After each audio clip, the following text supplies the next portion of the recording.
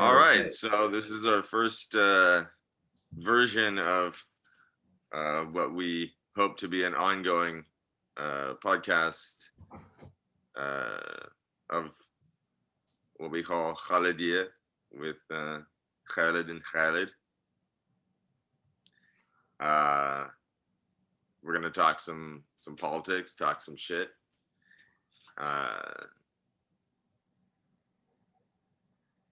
You go for it, Sophie. All right. So jump in. So just to give some background, we go a ways back. Met in grad school. We were doing our masters in Islamic studies. So we're kind of interested in Islamic affairs, Middle East affairs, or affairs that pertain to Muslims and Arabs. Yeah, we may know a thing or two. Yeah, we have some. And you have a background in radio too at UCLA. What happened? You have a background in radio at UCLA. You did a radio. Yeah. I did a radio show doing like Middle East politics. Talked a little bit about like Middle East culture, like modern Middle East music. So we might like throw in some of that stuff later on. It's not your first rodeo. Yeah.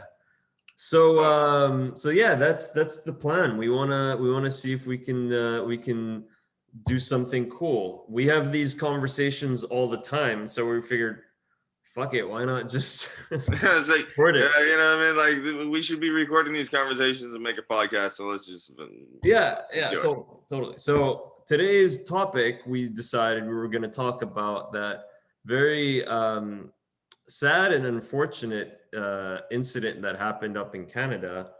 We're not starting off with light material. We're going head first. Tragedy. We go dark sometimes. Yeah, I'm going straight for deep tragedy. Yeah. So For those of you who don't know, it was a tragic attack.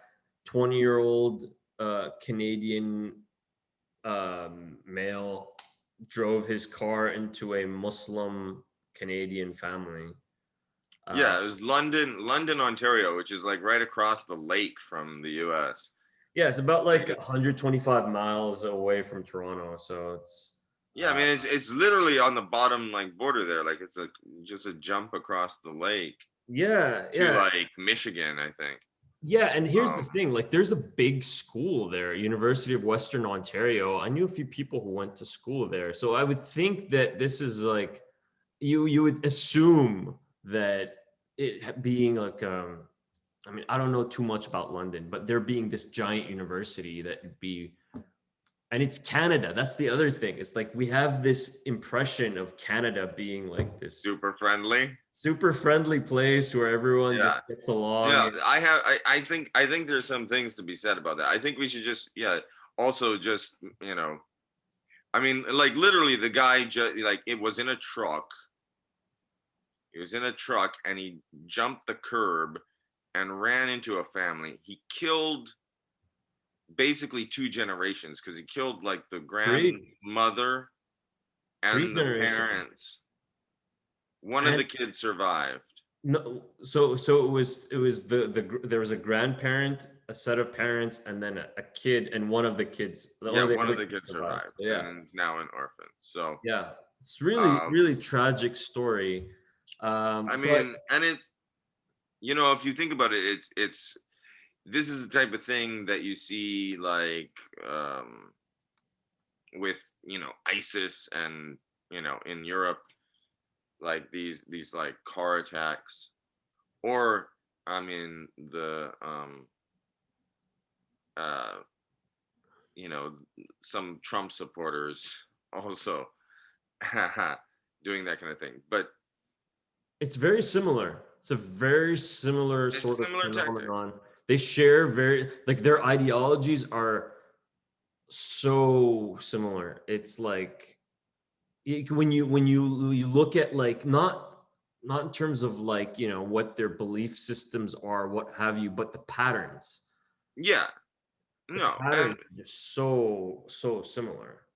I did appreciate that Justin Trudeau did use the word terror So when here's he was my just here's talking, when he my tweeted about it.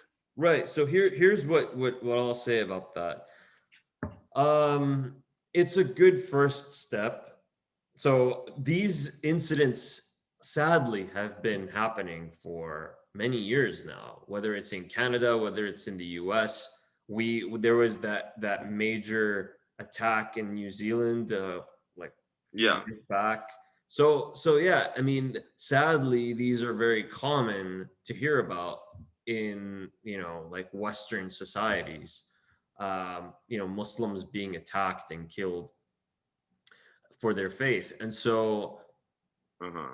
here's the thing though, it's that we've been saying all along for years that these are in fact terrorist incidents. These are terrorist Yeah. attacks and these are hate crimes. But for the longest time, they weren't framed as such. And Yeah, so, the language was completely different. And right. And even so, well, but the thing is with the officials now, I think that interesting thing after the tragic incident with George Floyd happened, Black Lives Matter protests swept the U.S. and like the rest of the world. Really, things are starting to shift, right? And we can get into that a little more. But what I'm trying to get at is that the government, the Canadian government, yeah, it did use the word terrorist. But here's the thing, is it just them paying lip service?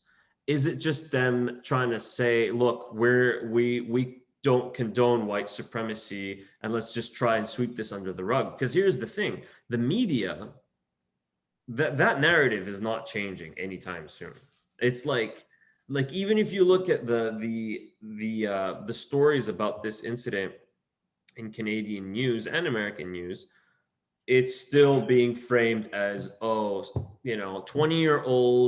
20-year-old male attacks Muslim family, or 20-year-old unstable. yeah, what they do is they always use, it's the same thing they do with school shootings and that kind of stuff, is they focus on mental health issues. Right. That this is a person that has mental health problems, which is true. I mean, anybody who's going to drive a truck or a car into a group of people, or someone who claims allegiance to ISIS and stabs people in Paris, like, obviously no one with a good stable mental frame is going to do that. This is not something that someone who is mentally stable would do. The point is they focus a lot more on the mental health issues when it comes to white people Yeah. and the white And, people. yeah, And they have, if it were a Muslim, right? Like if you were to just go that's based part of the on problem. what the media says, right? You would think that most terrorist attacks that happen are committed by Muslims, which is statistically not true, right? Yeah, It's in but fact, I mean, the problem is that there is so little knowledge of Muslims and Middle Eastern people and South Asian people. Like, there isn't a lot of understanding in like America or Canada see, of that's the what thing. those people are. It's a self-perpetuating cycle because there isn't Like, the much only time they knowledge. show up in the media is when they do something wrong. Right, but there isn't much knowledge, yet people are being conditioned not to want to know about them. They're being conditioned to be fearful of them and to hate them, Yes. right? And to call for their either extermination or for them to be deported or stripped of citizenship. Like this Yeah. is like Or this is to like invade their very, countries. like this is very, I mean, if you think about it, this is very, very parallel to what Jews were going through in Europe, like, with anti-Semitism. That's the thing. Like, There are parallels. Yeah.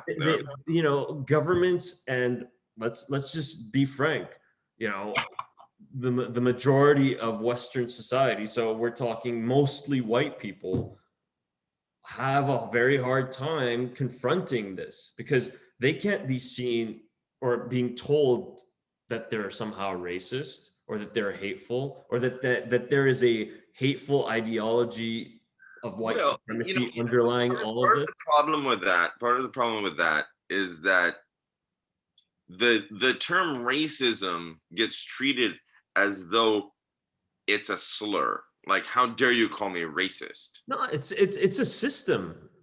Yeah, but I know we know that, We know that, but when they hear it, right, right, like if they I mean, this is what happened with Ilhan Omar in one of those congressional sessions where she basically called one of the Republican senators a racist, and he's like, "How dare you?" And she pedaled back and she said, "I'm not saying you are a racist. I'm saying what you did, it was racist. What you said was racist." And which was clever. But see, that's how you have to do it. Like, they take racism as, like, some kind of categorical slur. right. And, it's not like, it's not, but like, if you do something that's racist, like, we can pedal back and say, well, you do something that's racist. But it's kind of like saying, like, oh, if you do something, if you do a terrorist attack, it's not that you're a terrorist, you just did something terroristy. It's a cop out, and it's a it's like, Yeah. it's I like mean, this is because, all right, let's just be even more frank, because this is calling out and, basically shedding light upon the system that we live in, right? That has existed for several centuries, right? And yeah, so the idea that, of course, is never taught in schools, or obviously this is never spoken about. It's the unwritten, these are the unwritten rules of Western society, which is that, these societies are designed for the benefit and the advancement of white people. And that the world was pretty much categorized by white Europeans initially according to race, on like a racial hierarchy. yeah, starting around like the 1300s or something like that. Right. Fast forward to where we are now, and it's like, these systems have been so embedded, these ideas have been so embedded that people don't think twice about them. And so now it's like people are starting to wake up, because I think if you come from a minority background in a Western society, even before the lingo and the wordage that was developed to frame what this is in the past, like, I mean, it's been around, but Yeah, in a mainstream sense, I mean, yeah. I mean, the people knew what it vocabulary was. You evolved. you didn't you didn't know how to express it, but you knew what it was. And so when you meet someone, sometimes, not always, but generally, if you met someone who's also of a minority background, you kind of knew what was going on. Like, there was this like agreed sort of like idea that, yeah, we're being treated differently. No, there's a certain solidarity. Yeah. And well, that's the problem, is that American history is filled with, like, trying to destroy the possible solidarity between different ethnic groups, Oh, yeah. including poor white people, because poor white people in America, their lived experience is probably the closest to than anyone to the Black experience, minus the slavery. But in terms of the jobs they do, the places they live, and the problems that they have, um, they would easily, like, be best friends if it weren't for an artificial idea of racial difference, that they're hostile to each other. And that's what it is that, you know, basically the wealthy white establishment tries to tell poor white people, you can be like us. There's a ladder up to here, and look at Well, us. We're it's rich even white people. You can be one of us if you just work hard enough. And it's if you even don't better work than hard that. enough, that's your fault because you're lazy. So it's even better than that in that the idea is sold through religion too. Oh yeah, I So mean, that's that, definitely, like you know, when you look at, like, you know, especially in like the conservative parts of the country, so like a lot of the southern areas, a lot of like the parts of the South, Midwest, sort of like middle America, you'll come across like a lot of evangelical um, Christian churches who preach like the prosperity gospel, right? And that yeah, that whole idea is premised on, you know, you are like prosperity is your right yeah, but as a it's white Puritan American. They work won't ethic. say it as such, but This that's goes, what what is meant. Your prosperity is your right, and so then you look at like it's seen as anyone who's rich is blessed by God, and anyone who's poor is not blessed by God and is dejected, and therefore and then what's interesting hearing about this from people who've lived in those kinds of like environments is that a lot of poor white people have been sold on the idea that this is just temporary, that their poverty is just temporary, and that like pretty just soon they're waiting. going to figure it out, and like that's one of the reasons why No, they fell in love with Trump. this goes back to the 19th century. Like Max Weber was writing in the 19th century about the Protestant work ethic. Right. You know that, and that, you know, there was this concept, and he was analyzing it. He wasn't necessarily, you know, he wasn't supporting it, but he was saying that part of uh, part of capitalism and part of the way that Western society has progressed is the idea of the Protestant work ethic, which, you know, came out of the theology that you can't prove that God loves you and wants you to be successful. But if you are successful, that's proof that God loves you. Right. You know, like if you're not successful, it's like, you know, and it's like, so if you work hard and you get rewards, then God loves you. And then you are entitled to those rewards from on high, which is a, you know, sort of an, you know, non sequitur. Well, I mean, you look at it from a different angle.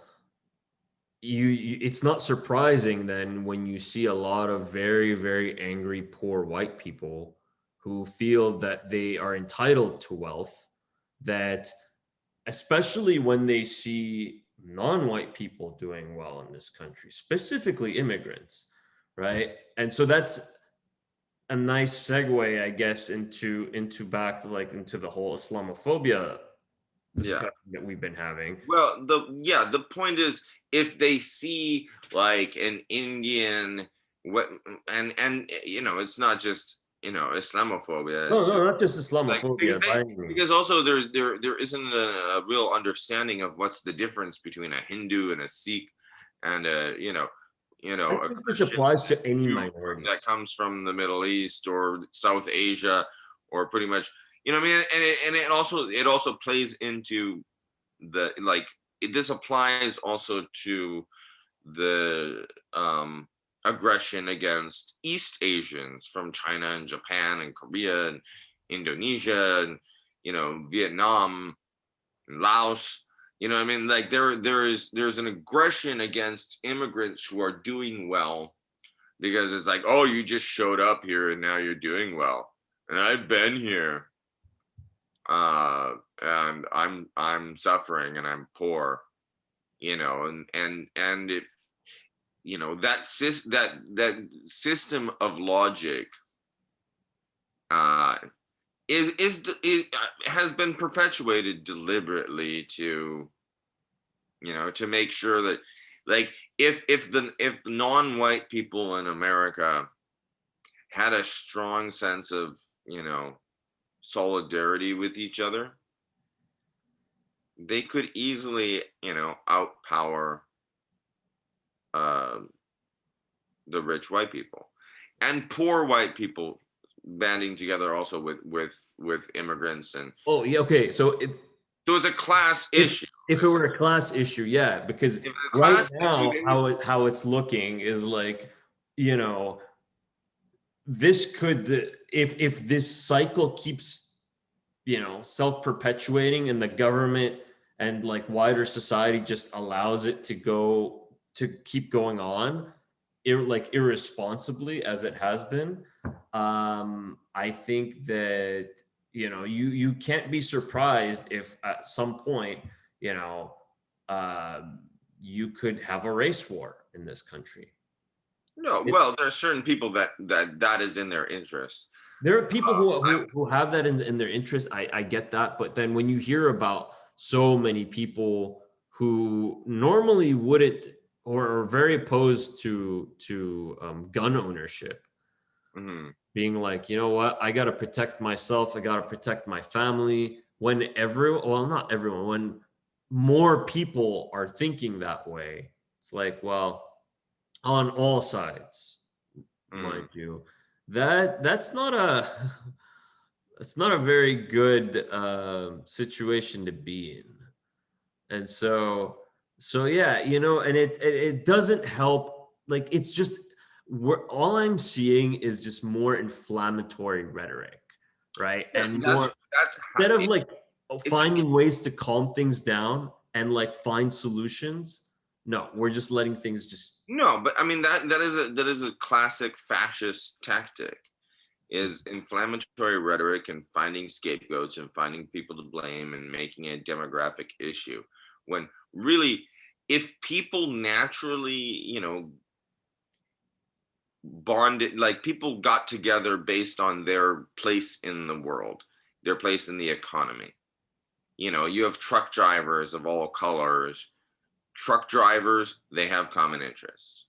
So, if you don't want the truck drivers to strike, if you don't want them to demand better pay or better benefits, what you do is you divide them by race and get them to, like, oh, those Mexicans coming in taking our jobs and those black people. And, you know, that kind of ideology is how you, like, you sell, that's how you sell them on not getting together and unionizing and Yeah, I mean, fighting it's for no their right. surprise that unions have just not been a thing for, generally speaking, for the past few decades. Like, strikes have become like Yeah, it was almost it, it unheard was of. it was a very specific attack Mhm. and a divide and conquer thing, because unions were a challenge to, these guys that want to be, Jeff Bezos. Yeah. Speaking of whom, I don't know if you heard the And he's last few going to days about space.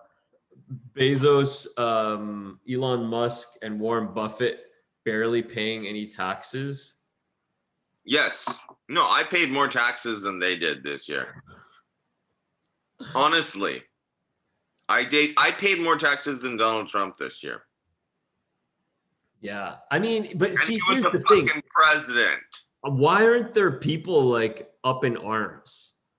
Like, I you know mean, what? there were. I mean, this is the Black Lives Matter thing was the biggest up in arms thing in the last year or so. But I Yeah, mean, people are starting to get wise to the fucking game, yeah, and that's what scares them, and that's why I think the reactions to Black Lives Matter and the reactions to protest movements are so violent, because they realize that people are getting wise. And so now it's just like, well, beat them down then, which is total banana republic, dictatorship activity. This is, as we know, getting back to, and then this brings us back to the Islamic world and all that. We're quite well versed when it Yeah, comes to banana republics. we've lived in police states, and the U.S. is starting to look a lot more like Syria or Egypt than it is the type of image that the U.S. likes to project of itself, Right. and that is sad. And it's not that the U.S. actually wasn't a police state, but at least they felt the need to not look like a police state. Yeah, well, now that we had been talking about Canada, it's interesting that, well, the The U.S. has version of always had Canada this of like, maple syrup and happiness. right, yeah, like we can't do any wrong. We're just lovely people, and Yeah, we're just really friendly. But the thing is, you go to racist places, like and Alberta. Go to Alberta, man. That's like a lot of crazy stuff I heard in that. I can't speak to it from personal experience. I've never been to Canada, but I'll tell you, like, what I mean, it's like it's like the whole thing with the like Southern hospitality. And you and I both went to Texas. Yeah. And they have this whole Southern hospitality thing where they like call everybody hun. It's like, hey hun, you want another refill on your drink? And then but they're racist. What I mean? There's so much racism there also. Like, it's interesting about the South is, and I've heard this from like Southerners who are opposed to this, obviously, but it's like there is this sort of like Southern decorum, or like sort of like, a sort of degree of like just being proper. And yeah, but it's a mask. it's a facade. It's a facade. Like, right, like you just like look right underneath the surface of that facade, and you're on an ocean of hate and like racism. It's like, and it's like you might come up to me and be like, hey bud, and what's up, bro, and then howdy partner, and then if they smell you out and feel threatened, they'll beat you to death. Yeah. I mean, that's Southern. I much prefer urban New York, Los Angeles hostility. At least they're honest. They're honest about their yeah. My cat is just their walking by the way. features. Yeah, little meow meows getting up in the wants to weigh in on this. Yeah, no, they're quite opinionated, but cats always are. Yeah. See, cats are very opinionated creatures. Yeah. So yeah, man. I mean, it's like interesting to see what's like what the trajectory is looking like for the U.S.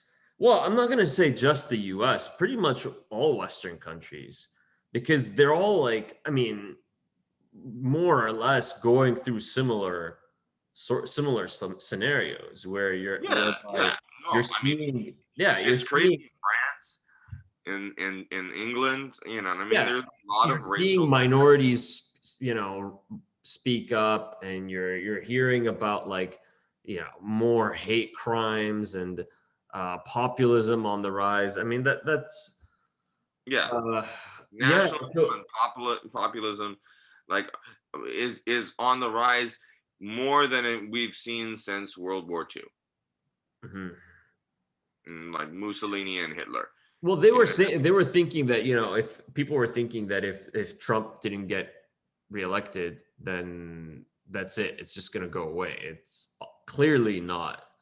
And you see, even though Trump has sort of been publicly disgraced, the Republican Party is still fucking loyal to him. Oh, they're behind him. They're so loyal to him, even though like he's been defeated and disgraced in so many public ways, but they're still backing that line because he was the most vocally, you know, fascist, nationalist, populist leader that they've, you know, had since, you know, I mean, he surpasses Ronald Reagan. Ronald Reagan wasn't like vicious like that. Yeah, no, he wasn't. Even though he was economically vicious, he wasn't like racially vicious. Like this is going back to like, you know, Jim Crow time type of, you know, leaders. So and somehow that's what they want to go. And it's like that's what you want going forward. That's what you want to be as a party. I see this as I don't think they're going to survive on this Well, it's interesting platform. because you bring up a good question. So, like, why have they rallied behind him? And I think that, I mean, my guess would be that they see that his way, his ideas, you know, his fascism really is the least common denominator that can rally the most number of voters, of supporters, of Republicans. And so it's I mean, I think it's even more nefarious than that because I think what it is that they realized that they can tap into the frustrations of poor white people and weaponize their frustrations, and turn them into fascist, you know, soldiers. right. So, but this goes along the, I mean, having that, you know, like bringing about that idea, talking about that idea, um, raises another idea in my mind, which is that looking at the real economic problems that society has, right? That, you know, these are real grievances that people have. These are Yeah, real frustration, economic and problems so are the real thing. right. But see, so what I'm getting at is that if you look at a government, let's say the Biden administration, I'm not a fan. Didn't vote for Biden. Didn't vote for I like I'm an independent. So, but here's the thing: is that they're at least trying to show, like, just they're putting on a show of, look, we're trying to, you know, tackle the economic problems somewhat, and stand with the working people, the working class. Now, obviously, I don't believe that. You know, I don't think either of us do, but if you're gonna try and like show that you're putting in a little bit of effort, just a tiny little bit, even if it's for show, right? It's like, okay, you need time. You need a lot of time to like resolve these problems, right? Unless you're gonna go like splurge on them, which I doubt they ever would.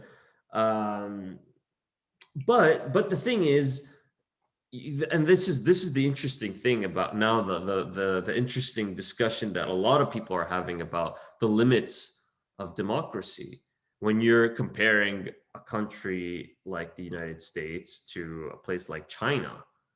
China just, I'm not supportive of China, but China pulled 800 million people out of poverty, right? And so they're able to develop a long-term plan and stick to that plan. Yeah, but I mean, if you want to talk about that, like Stalin, you know, Stalin's economic program was brutal. He put a lot of people in gulags. Yeah. Um, but he did, you know, really build up the economy of Russia. And he did, you know, basically defeat not the Nazi Empire. So I mean, the Chinese are brutal too. Don't yeah, get me I wrong. mean, like we have the whole Uyghur situation and all of that, which gets back to the Islam thing. Um, Islamophobia everywhere. but the point is, like, yes, you can be a strong arm and, and build up an economy and force certain things through, and it'll build up the economy, but it's inhumane. It's you're treating people like, cattle. Well, I And mean, but already question is whether or it not we really should treat cattle like cattle. is it really that different here? No, not necessarily. So But I mean, that's the thing. Here's what I will say about my appreciation of authoritarian regimes. This is gonna don't get me wrong. I am not a supporter of authoritarianism by any means, by any stretch of the imagination. But at least they're honest. no, At and least they're honest. You know the rules. You know the rules. If you break the rules, you know what's coming to you. Here, it's like, no, we live in this sort of like fantasy land where everyone thinks that they can do whatever they want and that somehow everything's just gonna magically happen, right? And well, there is an image of what America is, and then there's what America actually is. yeah, And the image, I mean, they have all of Hollywood. The image is exported to the entire world, and it's well produced, and it's it's a directed by brand, Steven man. That's a Spielberg. strong brand. It's, you got Coca-Cola and Steven Spielberg, and you know what I mean. It's very well produced, and so even though it's not true, it's something someone like most Americans kind of feel like they love, even though they've never really lived it. And that's the thing about the Trump supporters. The Trump supporters have always wanted the Dennis the Menace, you know, uh, fancy American, just the American suburban life with grassy lawns and white picket fences. And the ones that can't afford it always thought they could get it. And they've been sold this American dream so long that they always think they can get it. And then when they don't get it, they're told, well, the reason you're not getting it is because Mexicans and Black people and Chinese people and Arabs, that's why you're not getting what you Stealing your jobs. They ruined the American dream. All these Indians in 7-Eleven that run 7-Elevens. And I mean, it's a true thing, like lots of Indians run 7-Elevens. And suddenly you're mad at them. Like you've somehow taken away my American dream. And that's the I mean, game. these people aren't willing to work in or run a 7-Eleven. That's the funny thing is that are you actually going to go and pick strawberries out of a field? And like that, the jobs that you don't want are the jobs that a lot of these people are willing to do. And willing to do. And we should be thankful to them. Like we should be grateful that they these should have a people national are doing holiday. this. What is that? They should have a national holiday because they're doing jobs that no one wants to fucking do. Right. It's brutal work that you're not willing to do yourself. But the idea is just peddled in, and they and it's like where did you come from though? Oh, your background is Polish. Oh, your background is German. Oh, your background is Irish. You know what I mean? Like your background is like not how many people. I did have this conversation with someone once. I was like, how many people like actually like came over on the Mayflower and landed on Plymouth Rock? And he was like, actually my ancestors can trace back to that. It was like, okay, you're the first person I've ever met. Okay. Here, trace his funny thing. the Mayflower. There's something called something like there is an organization, this like elite club called the Mayflower Society. I think it's called the Mayflower Society. And so it's the people who are allowed into this club are like must be like full descendants of the people who went on the Mayflower. And so They have to prove it. they have to prove it. And so like there there are a bunch of like people on the East Coast where it's like obviously a prestige thing for them. It's like Yeah. this isn't something money can buy, and so they'll jump through so many hoops to try and like create like fraudulent identities. And it's like, are you kidding me? Like so this is the extent that people are willing to go to tell themselves, yeah, I'm really an American. But then when you see, I don't know, people like who are of European descent, Mm. white of European descent, who are just, out and about being aggressive, like especially during the protests that we have been witnessing. It's always interesting when you see someone who's native, just shut them up, like Yeah. that's interesting because and they do, because they have nothing to say. There's nothing to be said. There is absolutely nothing that can be said. I mean, the First Nations, like, you know, and it's like, I mean, I attended a wedding, uh, my friend's wedding, and half of his family, um, is native, and there are still old people that speak the natural languages. Yeah. And I mean, like, they still, like, it's just like swept under a carpet, like, oh, it was something that happened thousands of years ago. You know what I mean? Oh, Like, they push it back as far as much as they can in history and say, oh, that was so long ago, and we're a different it's no country longer now. a thing. Like You know, it's like it it's never happened. now. So like, and this is interesting now that like we were talking about Canada, Mm. and then like just a few weeks ago Well, they they have a whole discovered thing the with the the natives whole and schools. Yeah, the what, I can't remember what they called them. Were there like native schools? Is that what they called them? But like, oh, I know what you're talking about. Yeah, yeah, so they were like like re-education re-education. Yeah, schools for the kids of native peoples, right? And apparently, like I didn't know that we had them here too, but in the US. But yeah.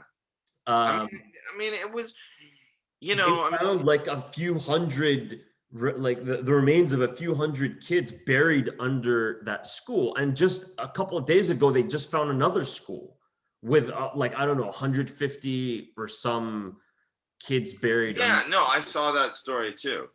It's like It's like a lot of like like there. I mean, there's a strong stench coming out of Canada, man. no, I mean, yeah, I I mean, mean, the genocide of the Americas is insane, and it still goes on. And there's still prejudice between, you go to Mexico, you talk to Mexicans, and you have the fresas, and you have the, browner people that are more, um, have native blood, yeah. and I mean, the fact that you can still find an old guy that's like speaks fluent Navajo in Arizona. I mean, it's miraculous because like the amount of extermination was astounding. There was a movie that came out. Speaking of Mexico, a movie that came out a few years ago. I'm gonna look it up really quick. It's called Roma. It came out in Yeah, yeah, 2020. You I'm remember aware of that it. Yeah, film? I'm aware of that movie. I Yeah, haven't seen it, but I'm aware of it. Yeah. yeah. I know. I've seen it. It's a good film. The main character uh, is someone who is, well, the actress who plays the main character is native, and she plays a native character, which is which is a big deal in Mexico. But apparently, I think that film won the Oscar, if I'm not mistaken. Yeah, I think it did. Yeah, so that was pretty cool. And like there were big parts of the movie that were I mean, the script was like the actors were speaking in the native language. I'm not sure what Oh, the name of the language. they actually spoke in native language. Yeah, parts of it. Yeah. Mixtec. There you go. That's the name of the language. So that was pretty cool. I haven't come across anything similar in the US. Yeah, it's not the easiest thing to come across. Well, I mean, to have like a mainstream production like that, you know. Well, yeah, to have it to come to like that level of you know, prominence. But Yeah, but here's the thing. I think in Mexico, it's interesting. Like there is this back and forth sort of like push and pull going on because you have, I mean, a lot of Mexicans have native blood, you know, native oh root. yeah, no, I mean there's all kinds of mixtures that are going on. Yeah, But I mean that's true for pretty much every part of the world, and that's why, you know, um racism is so stupid. It's like, you know, well, but here's the thing. the What I'm purest people in the world are like people in very like remote areas that haven't been visited for like hundreds of years. for mainstream like societies, let's say, so non like isolated societies, I think Iceland was determined to be like the most like homogenous, let's just say, right? But then Yeah, well, no, places like, okay, like Lithuania. Lithuania was one of the last places in Europe that was pagan, that didn't convert to Christianity because they were that isolated. And oh, their language is actually, you know, so different from the languages around them that people that are studying Sanskrit look at Lithuanian for pronunciation to see like how, because it's related, like they came originally from like Central Asia and settled in, you know, this like area between mountains, so like they were a pretty isolated community. yeah, but like what I was trying to get at with the whole like Mexico example is uh, that even though like if you compare the degree of um like Mexican society is much more native than other Latin American societies. Like the culture even is more native, right? I You mean, it see depends that on the country, but they're yeah, but they're also very mixed. they are mixed. They are mixed, but I think that what I'm getting at is that even though they have so many numbers of people who are have native like have native mix, right? The the ideas of racism are so compelling when they're sold to a society over centuries, right, that people adopt them Yeah, even though they're on the losing end of that bargain, right? And so you'll see like, and this isn't obviously not just, I'm not talking about Mexico. My cats come up. He'll come by every now and yeah. then. This is the This third is part. this is Antar, by the way. Say hi. The So partner in the cast. yeah, so you might see my other cat eventually.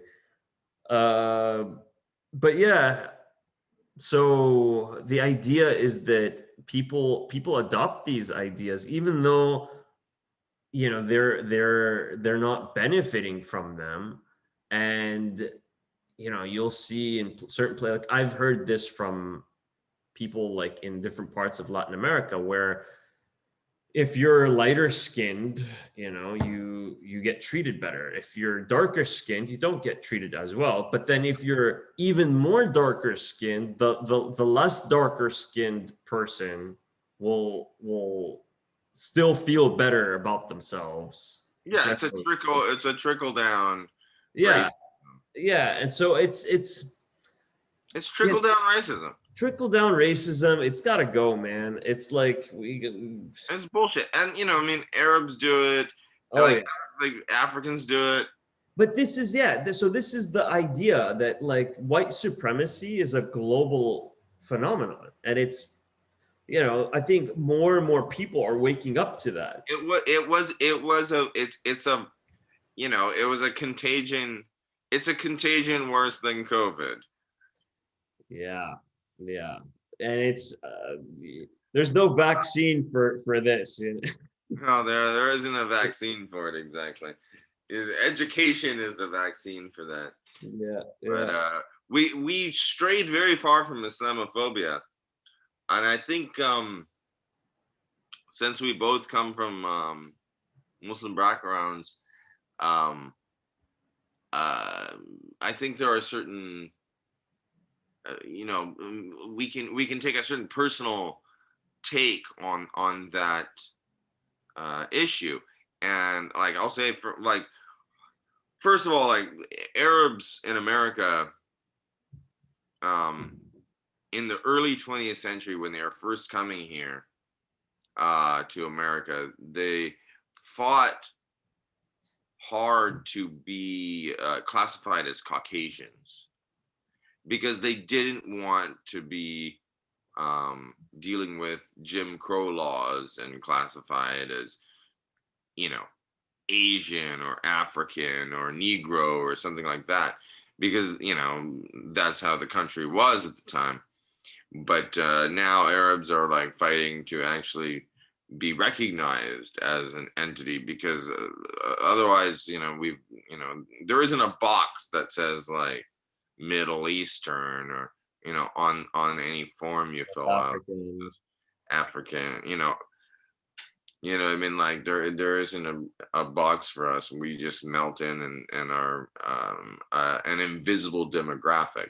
But there's a lot of Arab people in America, and there's a lot of Muslims in America, and they're just not quite protected as like they're not quite seen as a minority in the way that some other minorities are seen. Yeah, And they don't have much of a voice, and they're not very organized, and that's part of well, but our here's own the thing. damn faults. The But part of the reason why that is because they don't have that kind of representation because they're not recognized as an official minority. And so when like last year they did the census, yeah, and the big thing in the Arab and Middle Eastern communities, at least in the Arab community, I don't know about like other Middle Eastern communities, but the Arab and Muslim communities, they were they were lobbying hard to get that box, like you were saying, to get like yeah. that I recognition. just always check other. Because I with check that other. comes funding, federal funding for your minority to be and recognition. And so when you have that, then you can be better organized. You know, Yeah, so it's like it's yeah, but it's I'm just, it's like my whole life I've been an other. I mean, right. and it's like I speak fluent English, and my mother is very white, and so no one really knows. Like I'm ethnically ambiguous, but most people in America can't pronounce my name correctly. Yeah, yeah, we share the same name, and so it's it's a common Yeah. struggle. You And know, I mean, like you go with different variations. Like I go by Cal a lot, and that I've gone by Cal enough that I've accepted it as one of my names. Like I identify with the name Cal. yeah, But like I remember when you would like I saw you um introduce yourself as Khalid, yeah. and I'm like, why are you saying it like that? Mm, Well, I mean, like if the problem, as you said, is that the name has a letter that is very difficult for most mm, Americans to English speakers to pronounce, that is. Yeah. And so it's like, all right, well, you can do it a few ways. You can shorten the name, like kind of like how Yeah. you did, go with Cal, or you can go full Arabic, Khalid, and people are just gonna like, yeah, that's not usually like, you're not gonna get a good reaction. Yeah. Well, no one doing that. Right. So I then you have like Khaled, you Khalid, have Khalid, you Khalid, have Khalid. Khalid, Yeah. Khalid. You get so many different like variations of. It's a thing, man. I like. And then if you don't if you don't like correct someone early on, then you get in this awkward situation where it's like, you've been mispronouncing my name for so long, it'd be really awkward for me to like Yeah, tell you yeah, you're yeah. doing it wrong all this time. But the So you name just part accept. is like, I mean, it bothers me, but I'm sure. Okay, so since we're talking about Islamophobia, I mean, we can even share personal stories. Since, Sure. like, people. What I'm trying to get at is that Islamophobia is real. It's a real thing, and that people. It's not just something that just popped up just recently, and that we're just witnessing like a new No, phenomenon. This is something that has been around for decades, if not decades, like centuries. But, try century. right. But in the modern sense, right? I'm looking at it in the sense of, all right, well, now there is, since 9/11, let's say, it's been around, like, it has been around since before 9/11, but after 9/11 there was a much more concerted effort to create an environment of Islamophobia, like a consistent effort, so much so that you have you have a multi-billion-dollar a year industry like that it revolves around Islamophobia, that includes the media, like the news outlets, that includes books being published on a daily basis attacking Muslims and Islam. um if any one of us wanted to get hired by a police department or a federal agency and train law enforcement on, like, how on radical Islam, right? Like, we would be making tons of money. There are people out there who do that, who are of our background, right? And so the list goes on and on. But what I'm trying to get at is that this is something that is very serious. It's very real, and it results in people getting killed.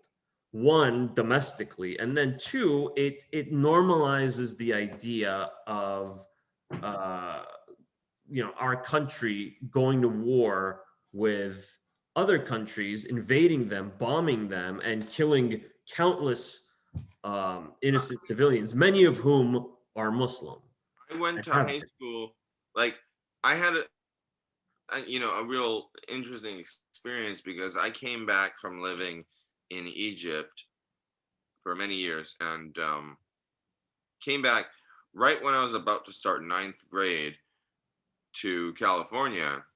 I moved to California, and it was like 2000, and then 9/11 happened.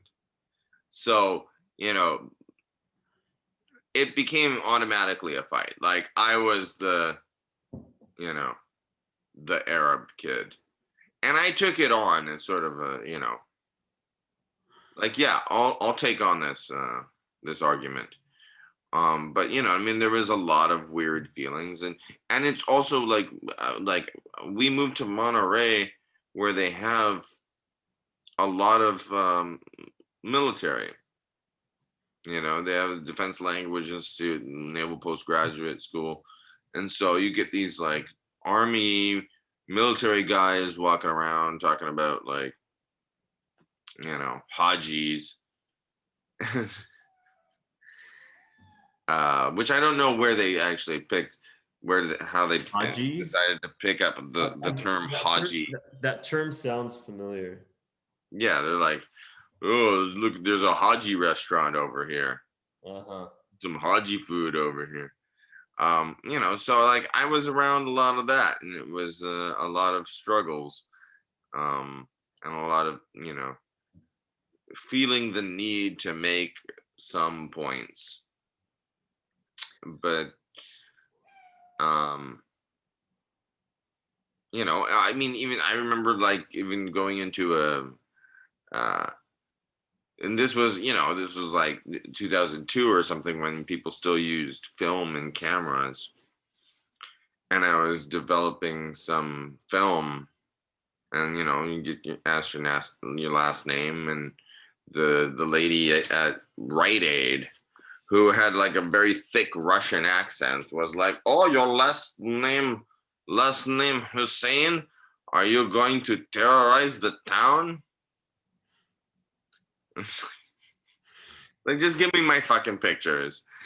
And you know what? Like, I speak English a lot better than you, so like, it's funny when like the immigrants take on that, like even the they immigrants are absorb being it. racist to me. Some of them absorb it even more than Yeah, well, I mean, their cultures are racist too, in their own yeah, way. but I feel like it's an attempt like to overcompensate, to compensate for Yeah, to be like like, oh, they're trying, this is their way of trying to, one of the ways that they're try to yeah, show how American they are. how much they belong more than you, because Right. But to my prove name is to white. others also, look, we're patriotic, we're real Americans here. Yeah, And but so I mean, there's, I've had plenty of racist encounters. I do remember though, a great moment, and we'll throw in a positive story here. That after Obama was elected, uh, you know, I would go to the bars, and when I'm picking up my tab, they ask for your last name, and I'd say Hussein, like the dictator.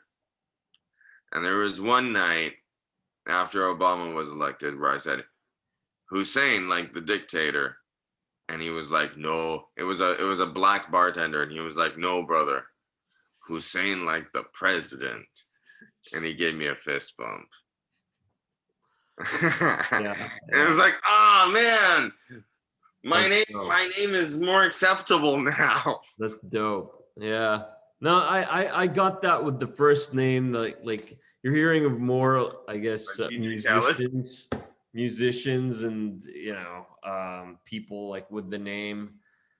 It's interesting. It's happening. Like there is a more of a Muslim presence. You're feeling it. You're seeing it, but it's like, it feels like you're taking a step forward and two steps back. Yeah. No, That's I mean, kind of like what it feels like. there's still plenty of work to be done, but it's not as hard. Honestly, I feel like it's not as hard. Well, in some ways, for a weird reason, it feels like it got more violent after, like, years after 9/11.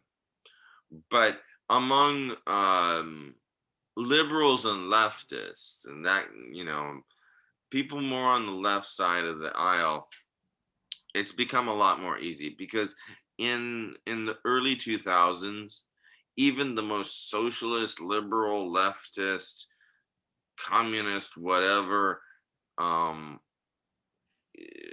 were very didn't want to touch anything about the Middle East.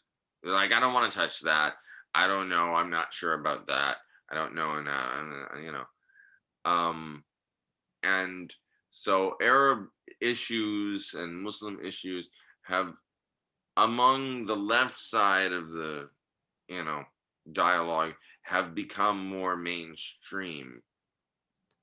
The right wing has become actually, it seems like they become more virulent and more hateful, even than immediately, even in the George Bush era, you know, like even more than George W. Bush era, they're more hateful now. Like So Muslim fans. I mean, I definitely see a difference between obviously the liberals and the conservatives in how, you know, the issue of Muslims and Arabs, Middle Eastern people are approached, or Uh, that issue is approached.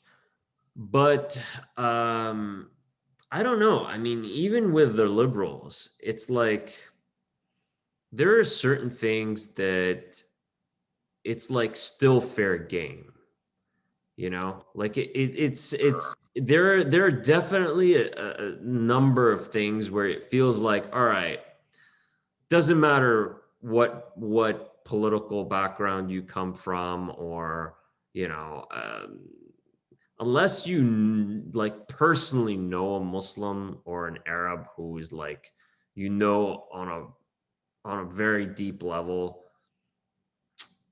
there are still some things that are fair game. That if you were to direct at someone who is, let's say, black, it'd be like, no, you can't do that, right? yeah. And it's interesting. Dave Chappelle a few years back was saying, I don't know if you've seen this, but he said, I think this was like before the George Floyd incident. Mm. He was saying how he had two groups to thank for kind of like taking the pressure off of like black people a little bit. It was like Yeah, I remember. Arabs and Mexicans, and so Yeah, I remember yeah, you know, it's interesting. It's that. I interesting. mean, it runs deep, and like I was watching, being interested in religious studies somewhat. Somewhat. um, I was watching these videos of this professor lecturing about different religions, and he was doing like I'm going to do the quick version on different religions. The sweep. Hmm? The sweep. Yeah, he was going to do like 45 minutes on on each religion, and he had the most like he came from a background where I think at some point he had been a priest and then decided to be an academic instead. But he had the most adoring things to say about Hinduism, Buddhism. He had nice things to say about Judaism. Went through Christianity and then gets to Islam, and that was like the last one that he did, and he was like, "This is gonna be a hard one." And he really struggled to say anything nice about it, and didn't seem to really actually know that much about it. But you know what I mean? It's not like it's cool in Western culture to be into Hinduism. Yeah. Even if you don't consider yourself a Hindu, it's like, ooh, it's an exotic, fun kind of like thing, or it's cool to Lifestyle. like study, or call yourself a Buddhist and get into yoga and all that stuff. But you mentioned Islam, it's like, I don't know about that. That one, those are all those hateful killers. Yeah. Even among academic, this guy was a professor at a university. Oh yeah. I mean, when you We talk have religion.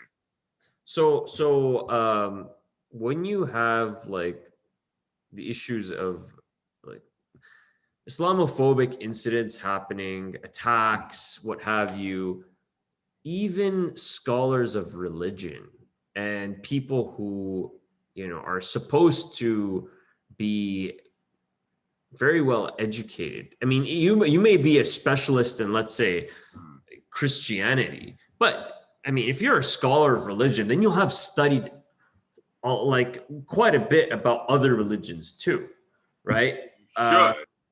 one would hope. To hear like Dr. Abu Fadl, Khalid Abu Fadl, who we both Another Khalid. yeah, another Khalid, yeah. He's a professor at the law school at UCLA. We took one of his classes. He's involved in Islamic studies as well. Anyways, he mentions how it's just it's unbelievable how many of his colleagues and people in the field of religious studies are like deathly silent when the issue of Islamophobia comes about, right? And it's like you people should know better. And also like to add to your interest, this is not just some guy who teaches law. This is one of the greatest like scholars of Islamic theology and law alive today, and he was even tapped by the George W. Bush administration to help draft the new Iraqi constitution after the invasion in 2003. Yeah, he just won like he's not like some, he's not just some guy. He's a great scholar. Like he's one of the greatest minds in Islamic studies. He just won the American Academy of Religion's highest award. Like I think it was earlier this year or last year. He was our advisor. Yeah. He's a great prominent scholar, and in the Islamic world, he's seen as like the foremost scholar of Islam in the West. And so yeah, when he says that this is a problem, it's a problem. Like he knows that this is real. And he talks about Islamophobia all the time, like from an academic perspective. He's also like he's well versed in Western schools of law, and he's a liberal thinker. He's not some kind of extremist, cult leader or something. He's an academic and a liberal thinker. He believes in human rights. He was also tortured by the police in Egypt when he was a younger student. He's not just some like radical. The guy speaks perfect English. He understands American law and understands British law, and he teaches like comparative law, and it's not like we're quoting some kind of some Saudi weirdo who just spouts off stupid stuff about what women should do.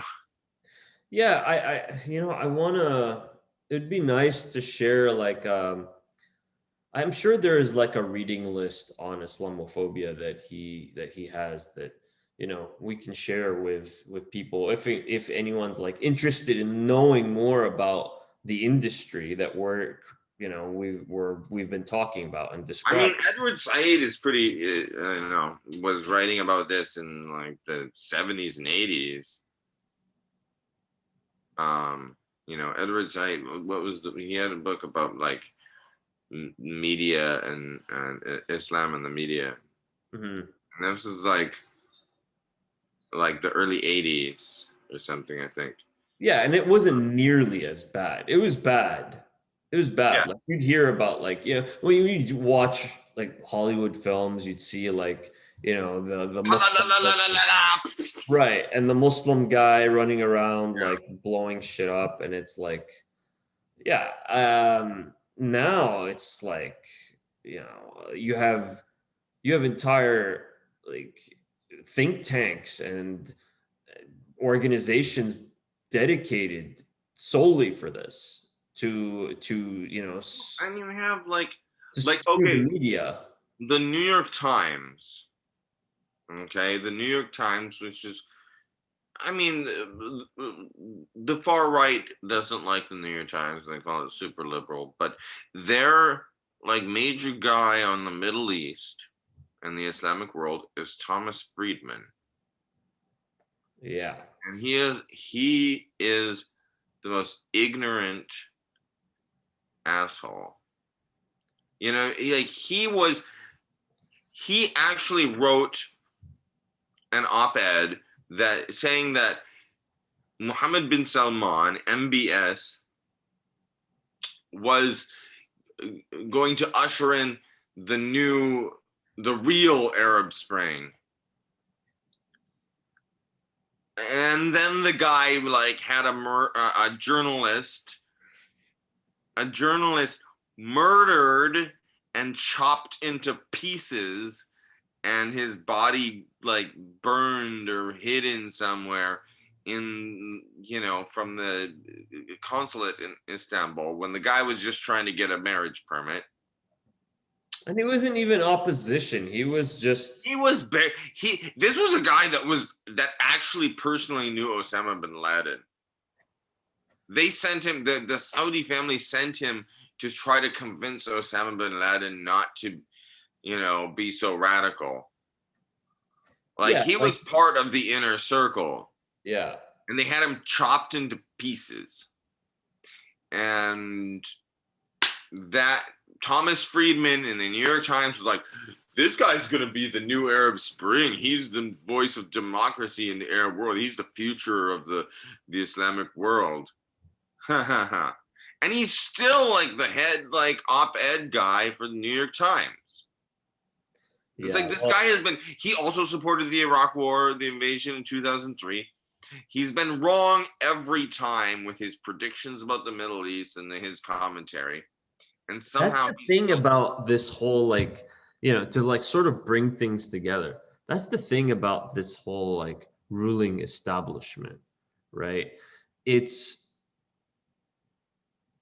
got like institutions in place that are not changing, right? Like, yeah, there are certain things that, you know, you could elect certain people to Congress, whatever, and like you can talk about things changing and maybe like pass a few bills here and there.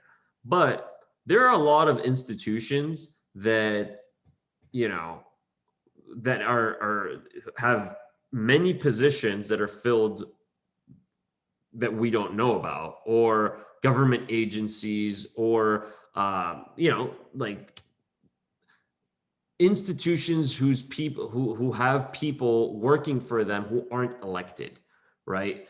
And they serve these institutions, they serve this line, which is that white supremacy has to be on top, right? So that means we have to keep poor white people away from poor black people. That means we have to figure out a way to keep black people from rising up and protesting. That means that we need to focus on demonizing Muslims and, to a lesser extent, other immigrants.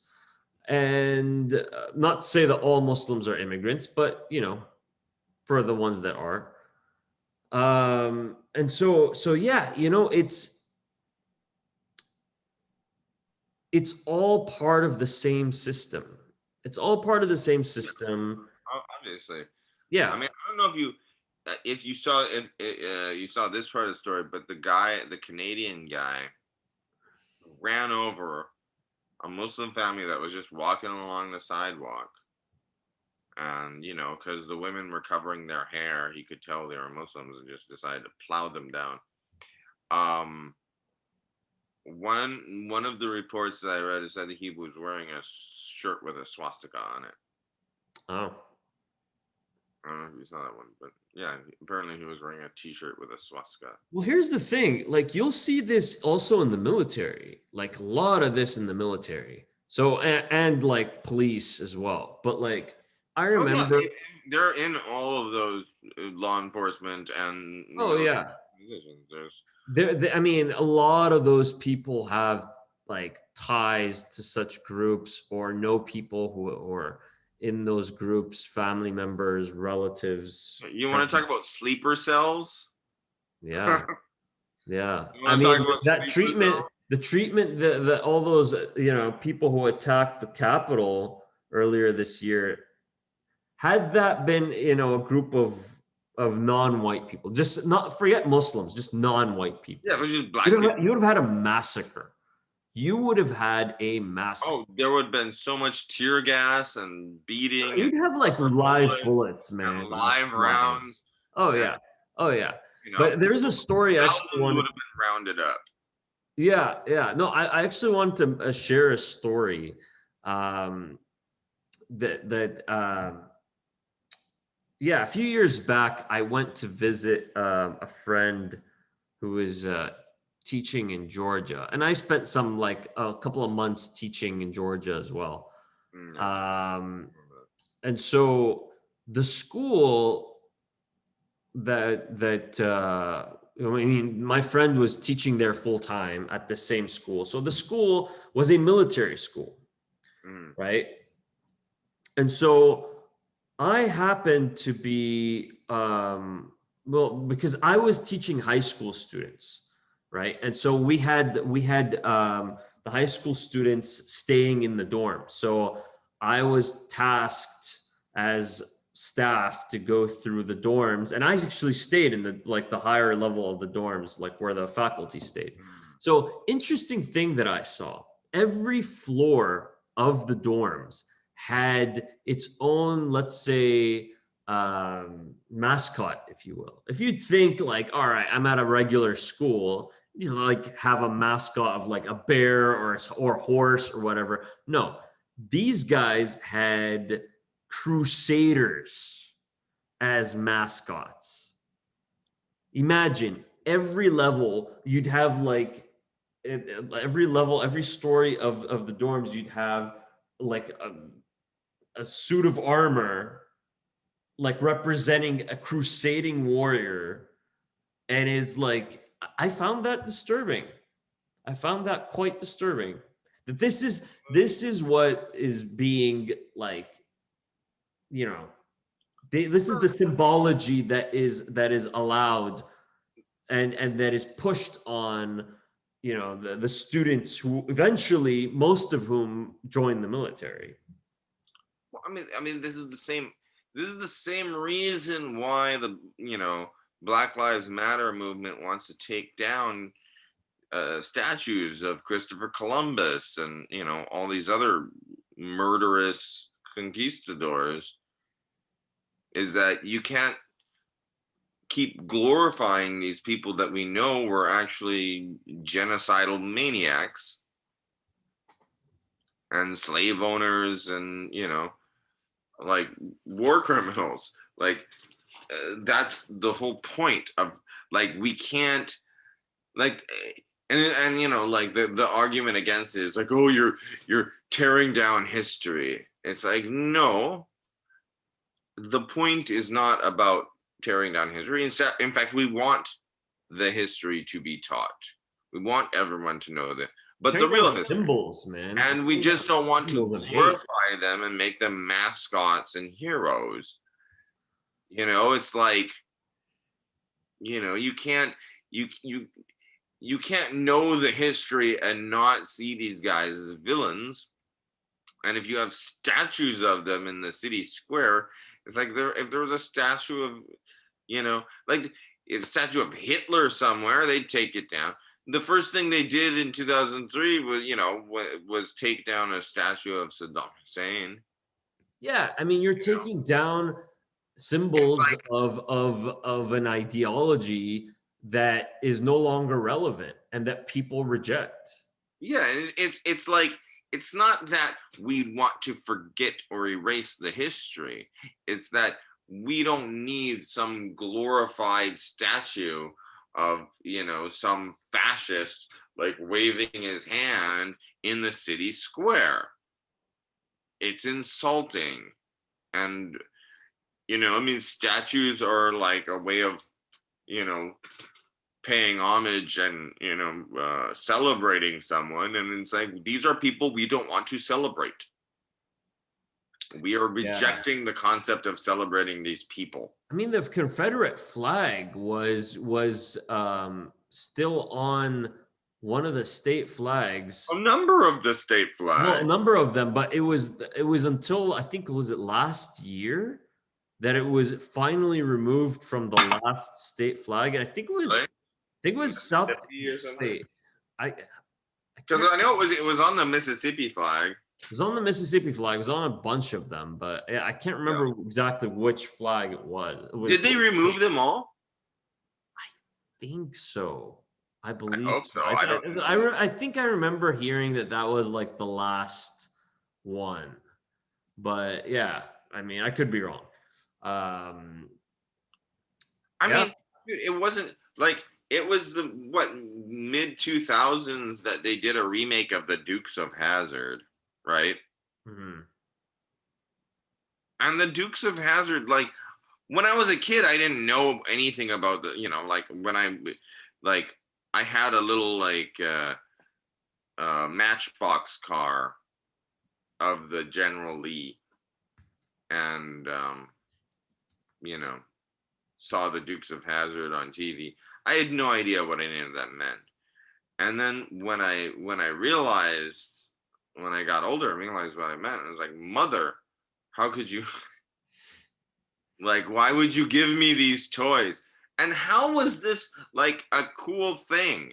And they had trading cards for the Dukes of Hazzard. The car was called the General E. Lee, and it was like it was painted with the Confederate flag.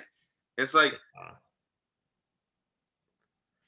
yeah, I mean, like, it was normalized. It was normalized. How is this like socially okay? That's the thing, is that, when we talk about racism and hate, not just Islamophobia, but like all kinds of hate and just like discrimination towards people of minority backgrounds, right? It's accentuated by this culture of, oh, well, this is just our heritage, right? And this is we're just celebrating our history. It's good old boys. The good old boys and the good old days. Old boys. Yeah. And, I mean, the fucked up thing is that, like, the Confederacy was throughout American history, even more than the British, the greatest threat to the United States of America that has ever existed. Yeah, and then on January 6th, people went into the Capitol with the Confederate flag, waving the Confederate flag everywhere. I'm like, you might as well have like the Osama bin, like the Dukes of Baghdad with the ISIS flag on their car, and they'll call it the Osama bin Laden, and make that a fucking TV show, because these guys were the enemies of the United States of America, and more dangerous, and killed more Americans than any Middle Eastern foreign terrorist, whatever. Yeah. And so, the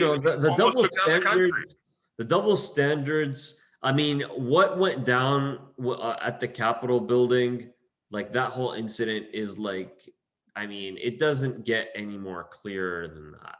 Like, it's all right. Like, if you had any doubt at that point, it's like, okay, you either wake up and you see, all right, no, we do live in a society where we have two systems, really, right?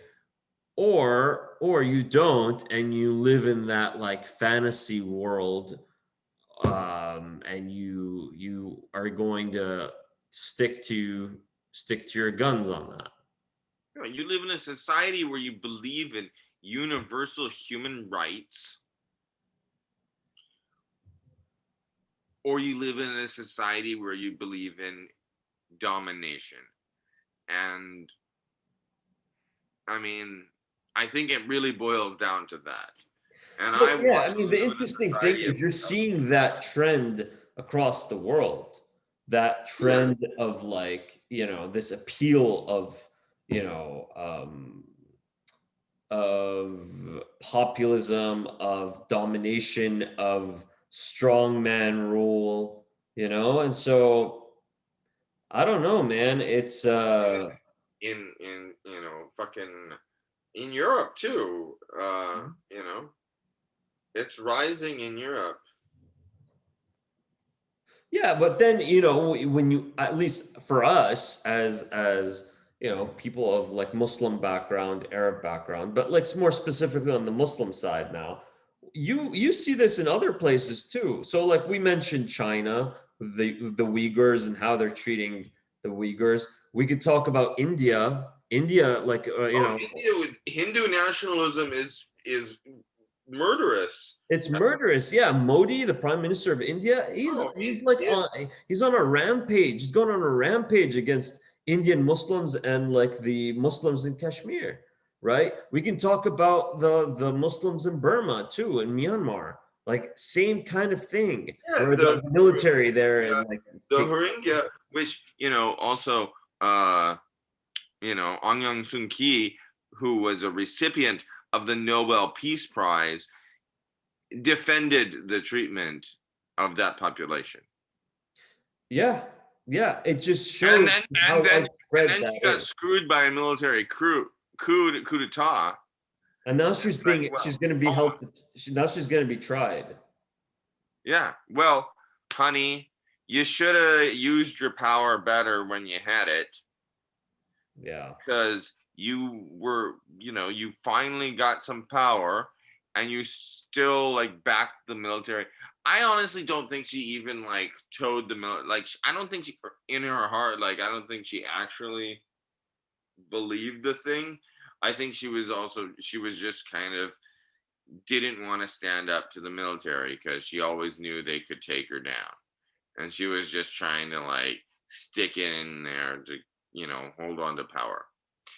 And, Um also, I think like the Nobel Peace Prize has kind of become like a joke. Cheap.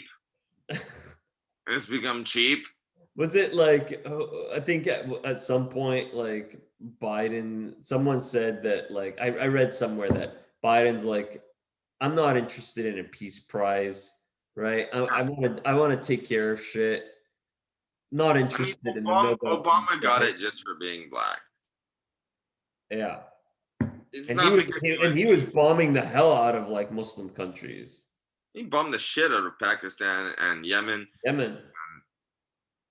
And I mean, like, the point is, he hadn't even he hadn't even been in power long enough to deserve a prize. Like, No, but if it's like Muslims by being the time they bombed, gave it to him, if not it's like it was Muslims, Nelson Mandela, who spent years in prison before he became president. yeah, but He grew up in Hawaii. if Muslims are being bombed, right? So if Obama was bombing Muslim countries, if Muslims are being bombed, then it doesn't matter. I don't know. They're So, but fodder. yeah, I mean Nelson Mandela, it's like he didn't win he didn't win a peace prize, right? Did he? I'm not sure if he did. I think, but I mean, I'm making a comparison of someone I think deserves a Nobel Yeah, Peace he Prize and definitely someone deserved it. doesn't deserve one. It's like, what peace did you do? Did you spend years in prison He did and win it. He did and win it. he Yeah. didn't? Yeah, in 93. He won it jointly with Yeah, with what's his name? de Klerk. Yeah, yeah. Yeah, well, I mean, But those two that's guys Mandela, ended dude. That's apartheid in fucking South Nelson Africa. Mandela. Yeah. Like, they ended apartheid in South Africa. That is a huge accomplishment. Yeah. It's not like just being like, I'm a black guy that got elected. Like, Yeah. you know what I mean? And I'm not saying this. Like, you know what I mean? No one should take this in a racist way. It's just like, I'm sorry, like, just being elected to president as a black man does not warrant a Nobel Peace Prize, Look, especially if you end up kind of towing the company line for your entire presidency. look, I couldn't I'm not gonna comment, but I am going to use the comment of the great Cornel West, right? The And man the himself. man, like Cornell, Dr. brother Cornel West, Cornell. brother Cornel Cornell. West, right? He was asked about Obama's presidency, and man, he respectfully tore him to shreds. In Oh, that, he like, he was was like, very critical. yeah, he was like, he did nothing for for Black Americans, really, like in terms of like tangible ways that Black Americans could have advanced, and not to mention all the other people who were hurt and like negatively impacted by Obama's presidency. Ultimately, it just came down to his legacy, his like pretty little legacy that he wanted No, to, like. to be honest, Tyler Perry has done more for the Black community than Barack Obama. Yeah, that's They should have given Tyler Perry the Nobel Peace Prize, and he could have accepted it as Medea. Right. Yeah, man. I mean, Honestly, yeah. So and I been a good won't show too. speak for myself. I'll let the great words of Dr. West speak for themselves. Yeah. Yeah, man. So it's interesting. It's interesting to see that, but I don't know. I wonder though if you know younger Black people in America, if Obama were elected now, if like they would have any of it. I'm not sure, but I mean, like I understand the import of having, a Black president, and how Right. like the the visual of that just by itself is so important. The Well, optic, like so it was a lot about optics, and he was very stylish, and well, here's the he thing. had. Go ahead. Yeah. Go ahead.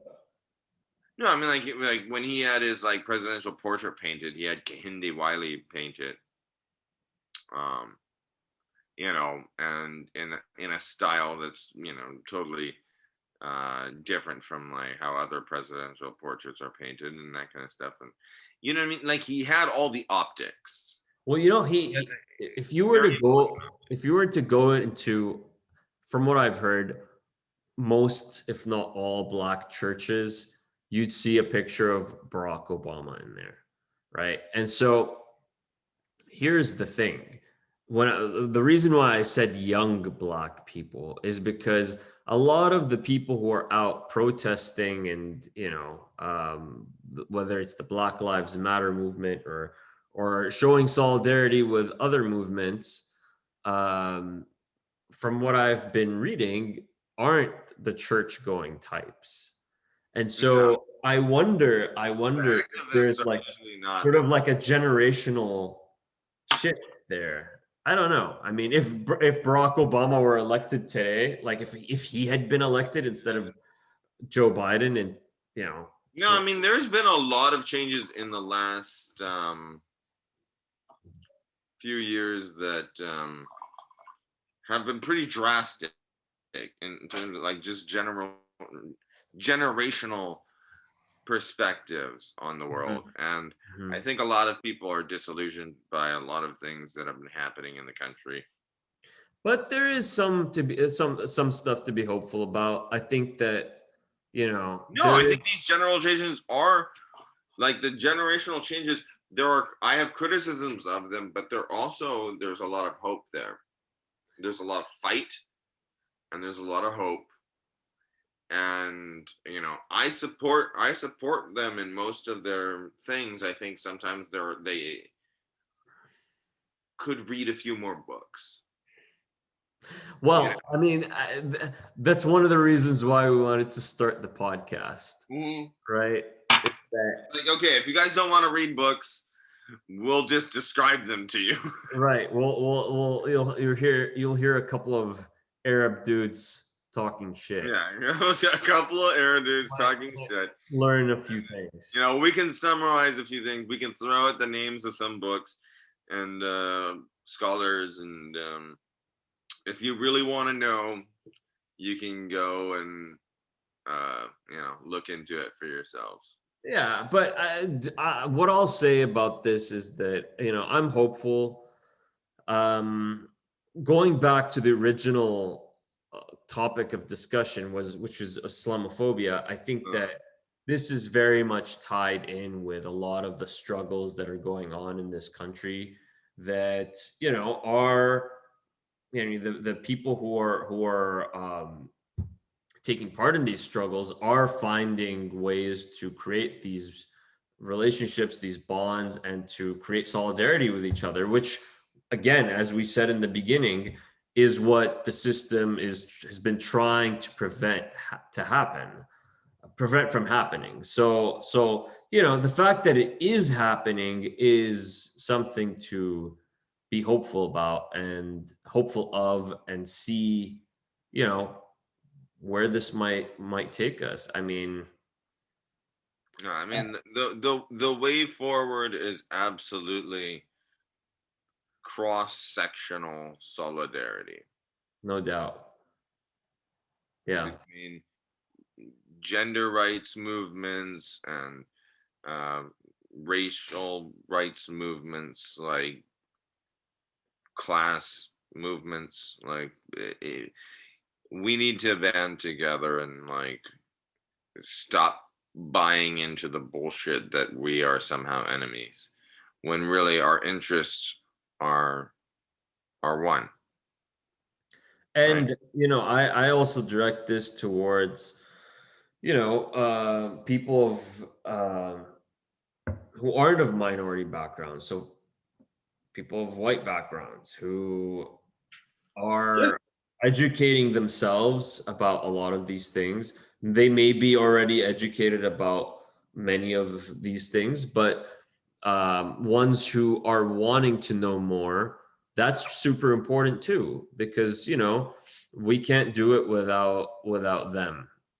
And No, we are like, I mean, and I mean, I have a certain like ambivalence about the term ally, because like I want, I think there's a lot of people that are really passionate about issues, sometimes more than some of our own people.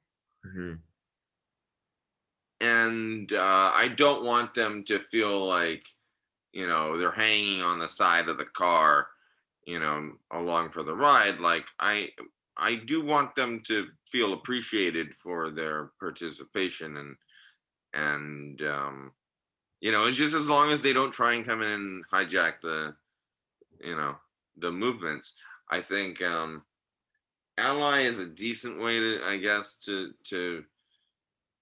term it, but I do think we should fully appreciate those people that aren't part of our communities that are actually trying to be involved in helping those communities. um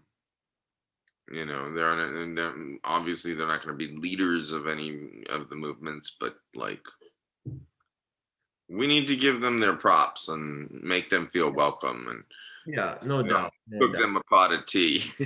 It's the Right. Arab way.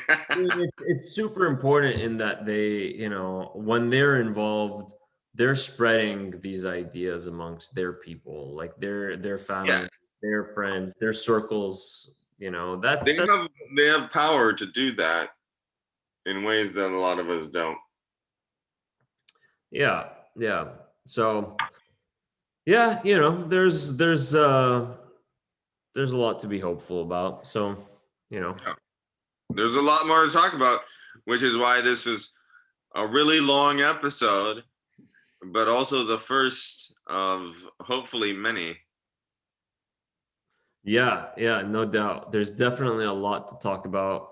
We But I can. don't even know how long have we been going even at this point. No idea. I don't have a timer, but I don't know, but it's, we'll have to we figure it might out. be on like the 2.5 hour mark. I don't know. Yeah, yeah. But No, but I yeah, think this was a successful conversation.